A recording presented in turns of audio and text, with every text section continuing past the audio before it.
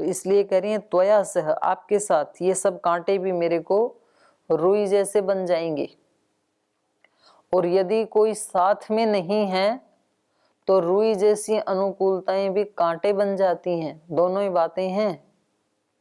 व्यक्ति के पास रुई जैसी अनुकूलताएं हैं, माने कोई कष्ट नहीं है, धन है, दौलत है, बहुत सब चीजें हैं, लेकिन कोई व्यक्ति साथ में नहीं है।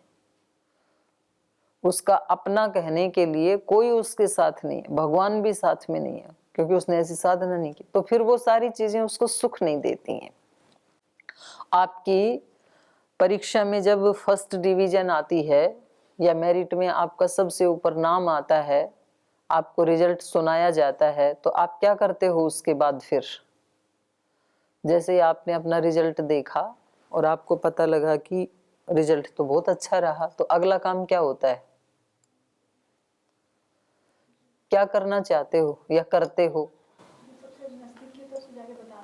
बताना चाहता है व्यक्ति, जिसको वो अपना प्रिय समझता है, अपने माता पिता को फोन करना चाहेगा, अपने मित्रों को फोन करना चाहेगा, या नजदीकी है तो उनको बताना चाहेगा, आपको पता है आज मेरा रिजल्ट आ गया।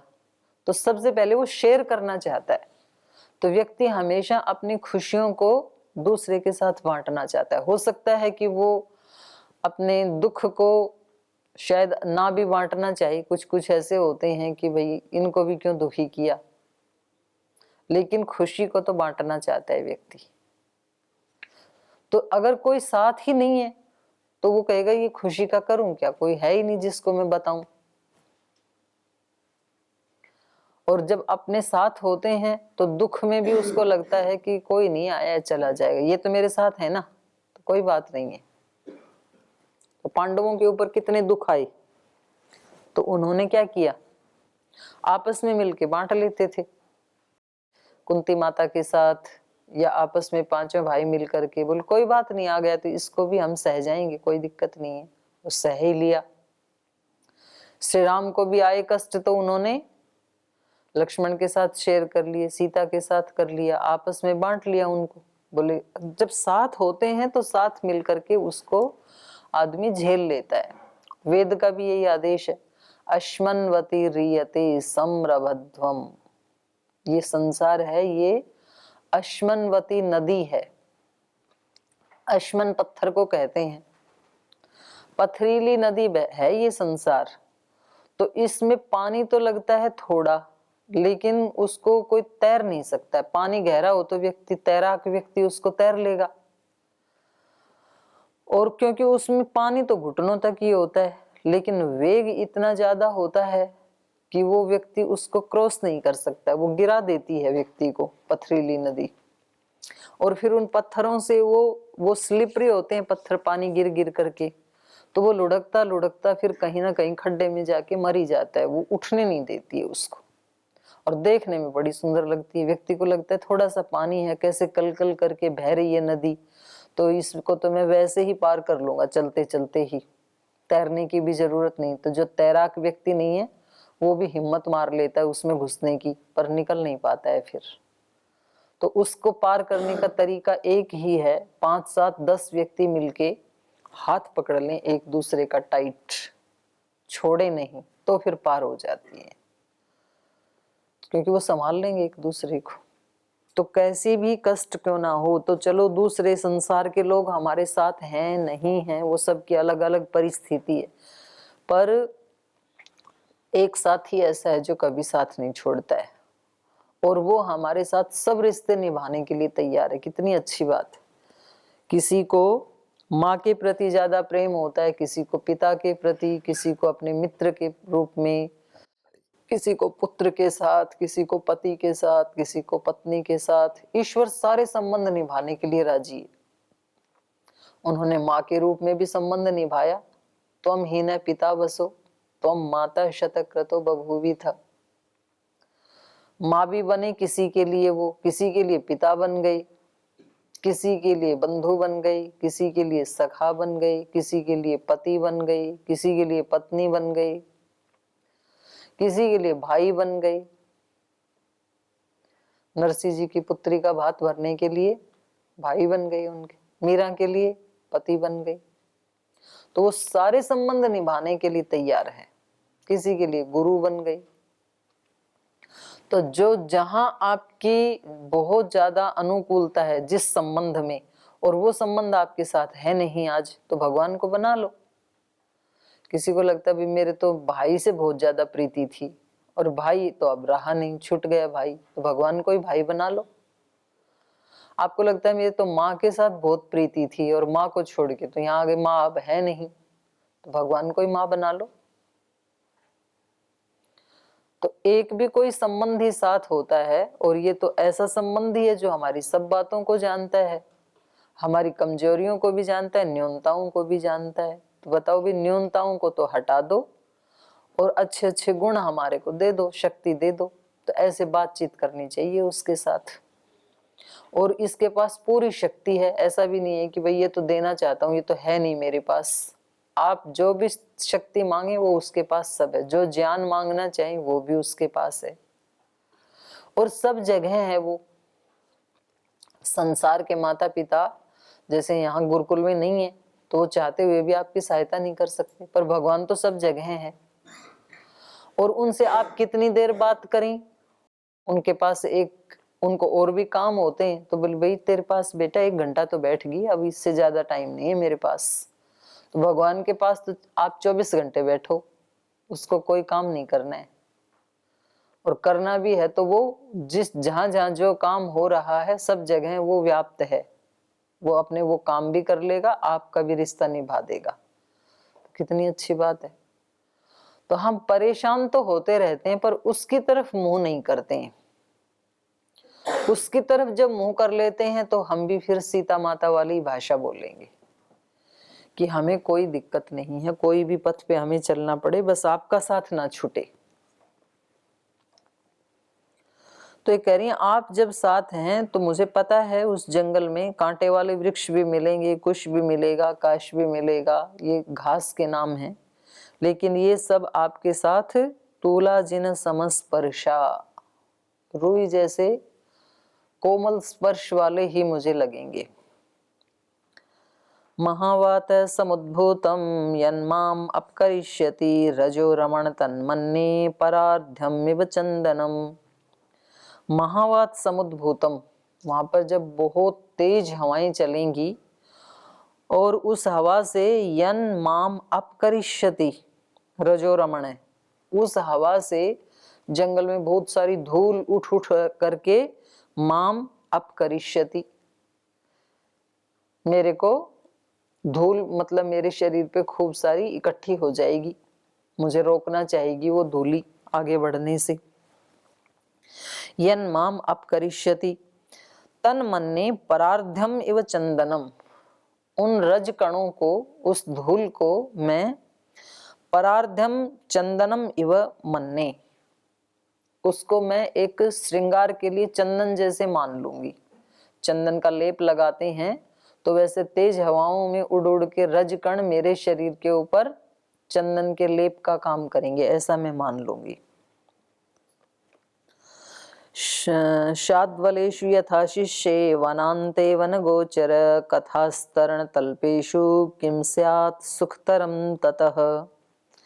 वनगोचर, हे वन में जाने वाले श्री राम वनगोचर।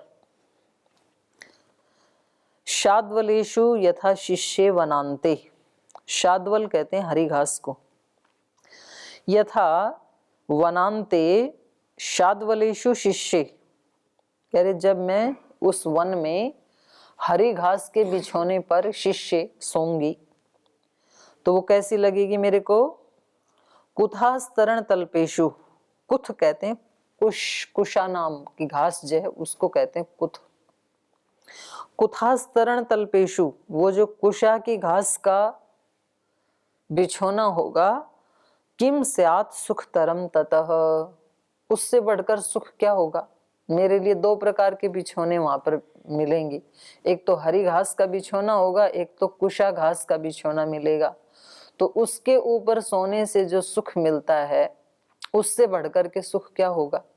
मतलब इसने घास के कुशा के बिछोने को भी मखमल जैसे ही मान लिया। तो पहले से ही जब व्यक्ति स्वीकार कर लेता है चीजों को, वही बात मैं बार बार कह रही हूं, तो फिर वो चीजें दुखदाई नहीं लगती हैं। और मन से स्वीकार नहीं करता है व्यक्ति, तो फिर अनुकूलताओं में रहते हुए भी उसको शिकायतें ही बनी रहती हैं। आगे, पत्रम मूलम फलम यत्त्वम अल्पम वा यदि वा बहु दास्यसि स्वम आहृत्य तन्मे मृतोपरसोपमं न मातुर्न पितुस्तत्र स्मरामि न वेश्मनः आर्तवान्युपभुञ्जाना पुष्पाणि च फलानि च न च तत्र गतः किंचित् द्रष्टुम् अर्हसि विप्रियं मत्कृतेन च ते शोको न भविष्यामि दुर्भरा यस्त्वया सह सस्वर्गो निरयो यस्त्वया विना इति जानन् परां प्रीतिं गच्छ राम मया सह अथ मामेव अव्यग्रां वनं नैव नयिष्यसि विषमद्देव पास्यामि मा विषं विशतां वशम् पश्चादपि हि दुःखेन मम नैवास्ति जीवितम् उज्झितायास्त्वया नाथ तदैव मरणं वरम् इमं हि सहितुं शोकं मुहूर्तम् अपि नोत्सहे किं पुनः 10 वर्षाणि त्रीणि चैकं च दुःखिता। और कह रही है वहां पर पत्रम मूलम फलम यत्त्वम अल्पम वा यदि वा बहु दास्यसि स्वयं आहृत्य तन्मे अमृत रस उपमम।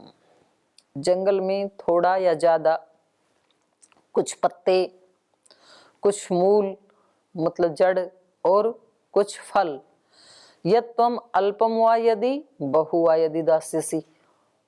आप कुछ तो वहां पत्ते ऐसे होते हैं, उनको पानी में उबाल के तो वो सांबर का काम करते हैं, तो उसको खा लेते हैं। तो आप पत्ते ला के देंगे, कुछ कंद मूल ला के देंगे, नीचे की जो जड़ होती है। कुछ कंद बहुत टेस्टी होते हैं जंगल के, वो जंगल में ही मिलते हैं, वो कहीं भी मार्केट में मिलेंगे नहीं। और कुछ फल होते हैं वहां पे, तो वो आप ज्यादा कम जो भी लाके देंगे स्वयं आहृत्य अपने हाथ से, क्योंकि सब्जी लाने का काम पुरुषों का होता है प्राय, तो आज भी वही है। तो उस समय भी वो लाके देना श्री राम का काम है, कंदमूल आदि। तो झोपड़ी में उसको यदि कहीं बना सकते हैं तो पका के देना माता का काम है।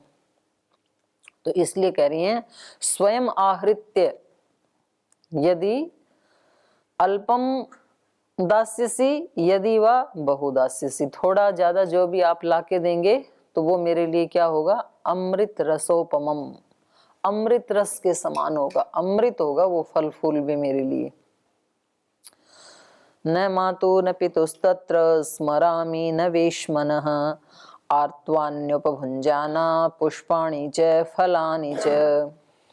और मैं वहां पर न मातु स्मरामि, ना तो माँ को स्मरण करूंगी, न पितु स्मरामि और ना पिता को स्मरण करूंगी, और न वेश्मनः न उस भवन को स्मरण करूंगी जिन भवनों में मैं पली और या दशरथ के कुल में आके भी जिस राजमहल में रह रही हूँ।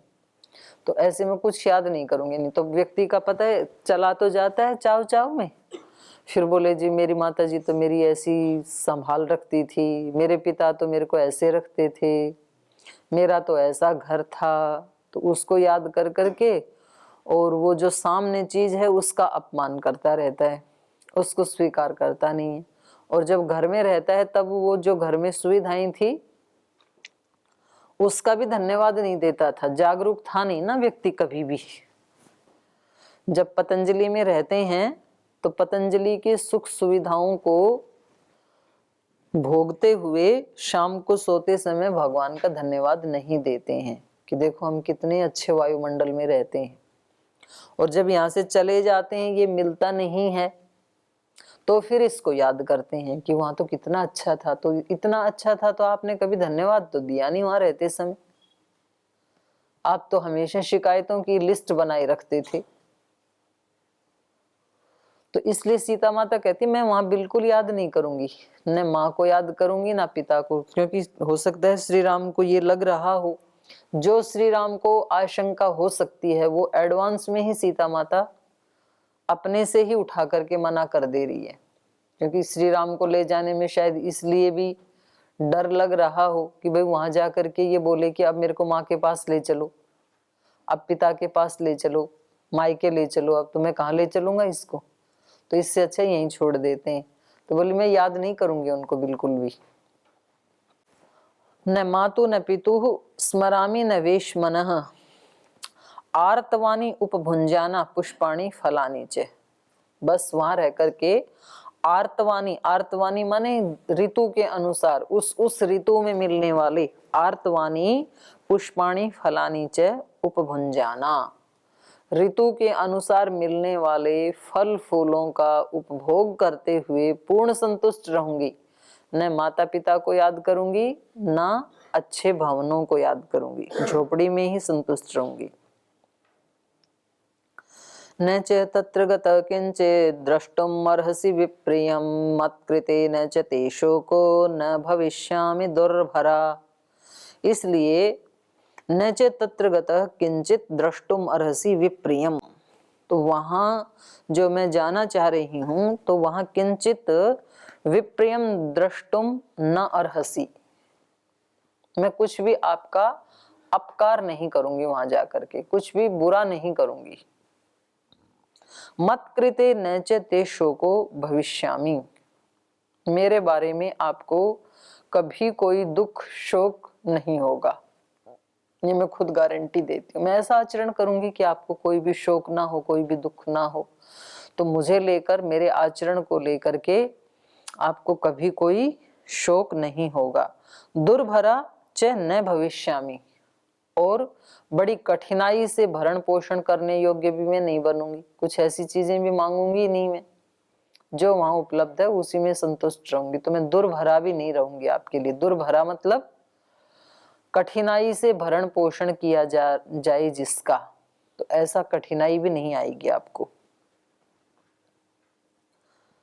यस्त्वया सह सस्वर्गो निरयो यस्त्वया विना इति जानन् परां प्रीतिं गच्छ राम मया सह।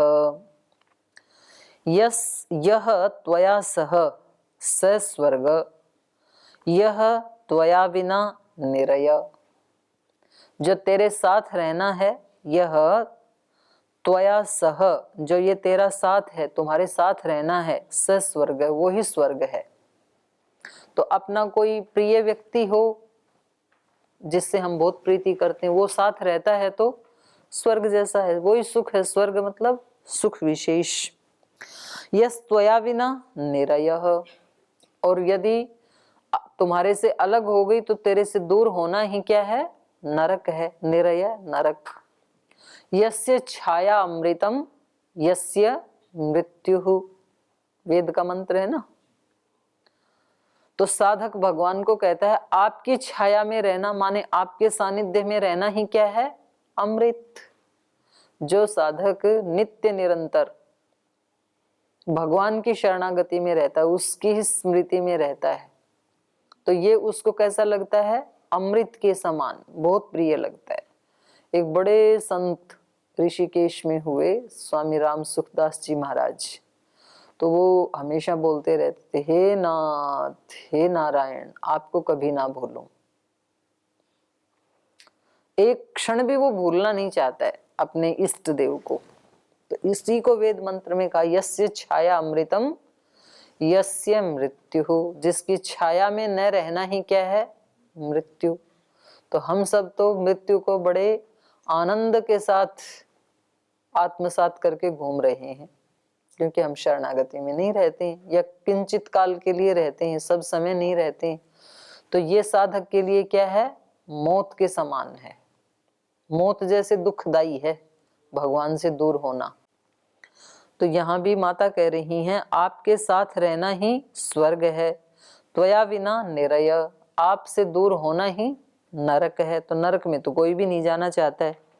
इति जानन, तो इस बात को जानते हुए, इति जानन प्रीतिम, पराम प्रीतिम, इस प्रकार से मेरी इस परम प्रीति को जानते हुए, अनन्य भक्ति को जानते हुए, अनन्य समर्पण को जानते हुए, राम मया सह गच्छ, हे राम मुझे साथ ले चलो, आप मेरे साथ ही वन में चलो।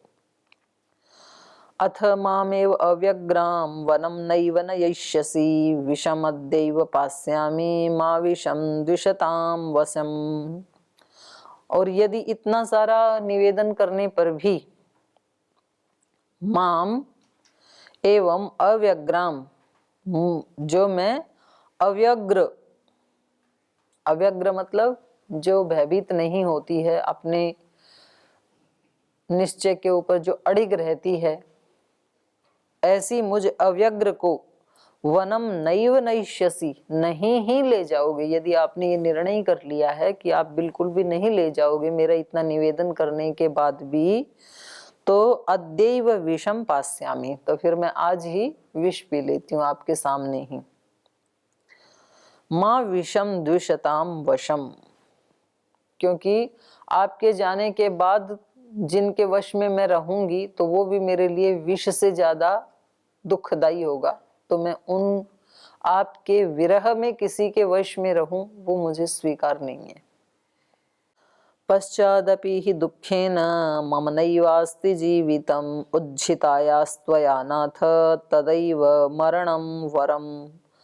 पश्चादपि हि मम दुःखेन नैव जीवितम अस्ति, अगर आप मुझे नहीं लेके गई और आप अकेले वन में चले गई तो आपके जाने के पश्चात ही निश्चित रूप से, पश्चात ही जाने के बाद निश्चित रूप से, दुखेन मम जीवितम नैव अस्ति, आपके जाने के बाद मेरा जो ये दुख है, इस दुख के कारण नैव जीवितम अस्ति, मेरा जीवन रह ही नहीं सकता है, नहीं जी पाऊंगी। इसलिए त्वया उज्झिताया नाथ तदैव मरणम वरम, क्योंकि यदि आप नहीं ले जाएंगे, मेरा परित्याग कर देंगे, तो भगवान से परित्यक्त हुआ होकर के व्यक्ति का जीना इससे अच्छा तो है वो मर ही जाए। भगवान से परित्यक्त होकर के जीना कोई जीवन नहीं है। उज्झिताया परित्यक्त, त्वया उज्झिताया, आपके द्वारा जो परित्यक्त जीवन है उससे तो तदैव मरणम वरम, वरम माने श्रेष्ठ, उससे तो मरना श्रेष्ठ। भगवान से रहित होकर के जीना, उससे तो मरना ही श्रेष्ठ। तो ऐसे जो भगवान से अलग है, भगवान से परित्यक्त है, शास्त्र से परित्यक्त है, गुरु से परित्यक्त है, भलाई से परित्यक्त है, तपस्या से परित्यक्त है, तो उस व्यक्ति का तो लंबा जीना भी किसी काम का नहीं है। वो तो फिर जल्दी ही मर जाए तो ही अच्छा है, क्योंकि कुछ भी उसका सदुपयोग है ही नहीं संसार को। तो इसलिए इनको भी सीता माता को लग रहा है कि राम से, राम ने जिसका परित्याग कर दिया, त्वया उज्झिताया, कहते हैं समुद्र में जब वो बना रहे थे ना, सेतु बना रहे थे, तो उन्होंने, हनुमान जी ने सब पत्थरों पे राम राम लिखा और वो पानी में डालते और वो पानी के ऊपर ही तर जाते थे, डूबते नहीं थे पत्थर। तो फिर सब ने आके बताया श्री राम को कि हनुमान जी किसी भी पत्थर पे राम लिखते हैं और वो पानी के नीचे डूबता ही नहीं, पानी पे तर जाता है, और ऐसे हमने पुल बना दिया। तो श्री राम बोले अच्छा ऐसा है क्या, तो चलो मेरे को दिखाओ। तो फिर वो गए वहां पर समुद्र के किनारे, तो उन्होंने कहा पत्थर पे लिखो राम, राम लिख दिया उस पे, और उन्होंने पत्थर उठाया और ऐसे फेंका समुद्र में, तो डूब गया। तो कह रहे थे देखो आप तो कह रहे थे कि आपके नाम के पत्थर तर जाते हैं, तो डूब गया। तो हनुमान जी बड़े कुशाग्र बुद्धि थे। हनुमान जी ने कहा कि भगवान, जिसका आपने परित्याग कर दिया, आपने जिसको फेंक दिया, वो तो डूबेगा, उसको कौन तैरा सकता है। तो भगवान ने जिसका परित्याग कर दिया या गुरु ने जिसका परित्याग कर दिया, वो तो कभी सुखी हो ही नहीं सकता है, वो कैसे तैरेगा, वो तो, उसको तो डूबना सुनिश्चित है। तो यहाँ पर भी सीता माता कह रही हैं कि त्वया परित्यक्ता, आपके द्वारा त्याग किए जाने से तो मरणम वरम, मृत्यु ही अच्छी है। इमं ही सहितुम शोकम मुहूर्तम अपि न उत्सहे। कह रहे ये जो शोक है इसको तो मुहूर्तम अपि न उत्सहे, इसको मैं एक क्षण भी सहन नहीं कर सकती हूँ, आपकी जुदाई को। इसको कहते हैं अनन्य भक्ति। एक क्षण भी जब भक्त भगवान के बिना ना रहे तो उसको कहेंगे अनन्य भक्ति। किम पुनः 10 वर्षाणि त्रीणि च एकम च, ये इस श्लोक को पूरा करने के लिए 14 वर्ष को ऐसे बांट दिया, 10, 3 और 1। तो 14 वर्ष की तो बात ही बहुत दूर है, मैं तो एक पल भी आपसे अलग रह नहीं सकती हूँ। तो ये थोड़ा और भी चलेगा अभी इनका वार्तालाप, इसको कल करेंगे। आज यहीं विराम लेते हैं।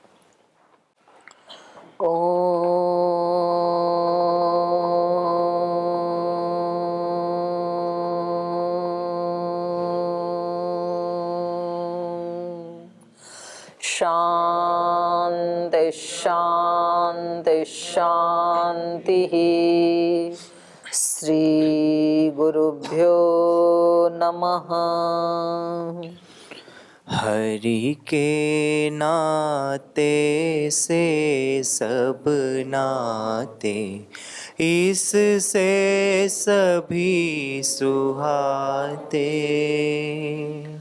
हरि के नाते से सब नाते, इससे सभी सुहाते।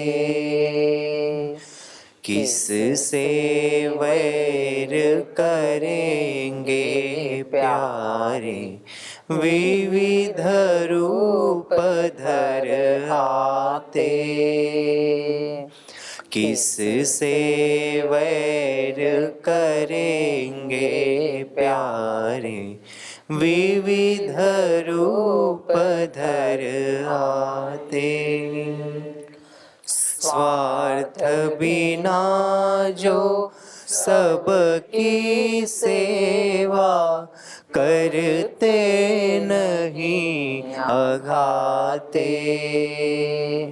स्वार्थ बिना जो सबकी सेवा, करते नहीं अघाते।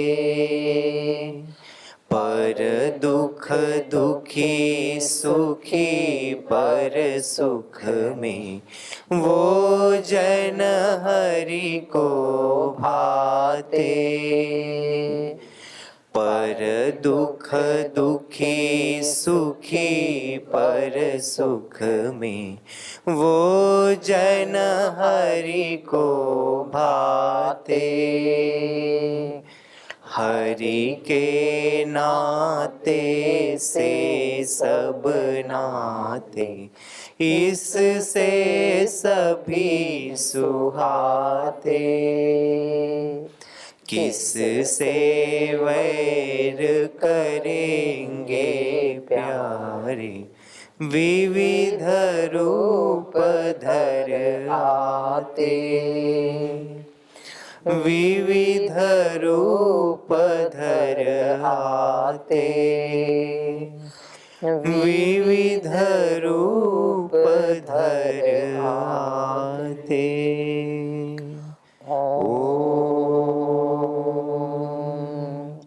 श्री गुरुभ्यो नमः।